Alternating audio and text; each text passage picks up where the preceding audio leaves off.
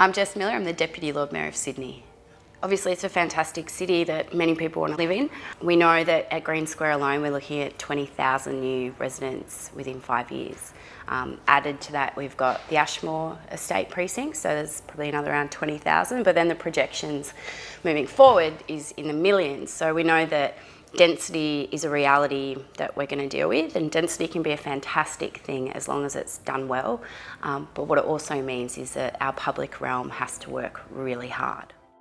People have a fundamental need to access nature. We all know this idea of biophilia and that kind of intrinsic sense of well-being that we get from sitting in the grass or under a tree or looking in a tree. Like if you watch little kids and the way that they interact with nature, it's like, you know, moths to a flame. It's really important. So with people who are living in smaller apartments, for example, it means that they need to be within walking distance of a park.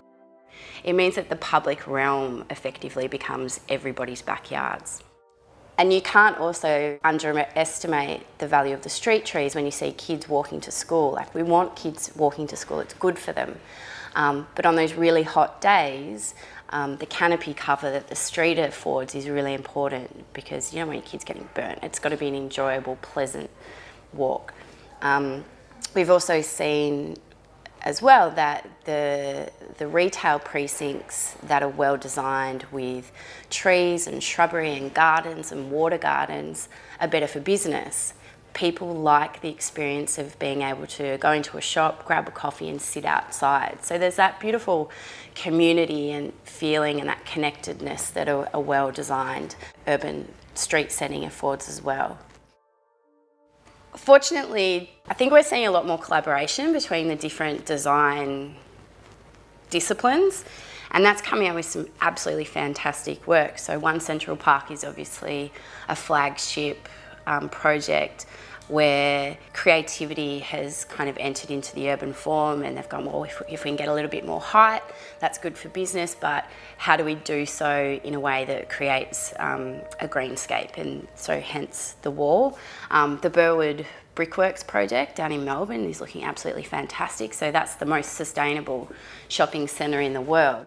It's beautiful, like everybody would want to hang out in this shopping centre. I would even want to hang out in this shopping centre, and I hate shopping centres. So projects and design that has that sort of triple word score benefit. It's good for business, it's good for the environment, and it's good for people. The challenge that we have in front of us now is, what can we learn from the intrinsic adaptability of nature to make sure that the next 30-year strategic plan can accommodate change? Because that's really what we're confronted with looking forward. It's the pace of change, the unpredictability of the weather, and the solutions and adapting to that change is already out there. That's what nature does. So I think our big challenge is, how do we kind of get over ourselves as people or as designers and think for a moment, it has to be beautiful, but how does it work, you know, in terms of a bigger system?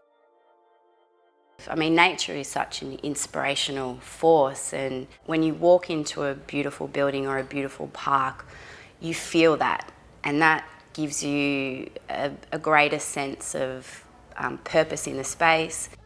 People's health is determined by their proximity to open space, and there are lower rates of heart disease, depression, all sorts of things, like that beautiful prescription parks movement, where rather than giving people antidepressants as a first port of call to deal with depression and anxiety, they go, well, I'm going to prescribe you half an hour in a park every day, and it works. So yeah, it's great that the Heart Foundation are moving into this space, and I think we'll see some really, really great results happen as a consequence of it.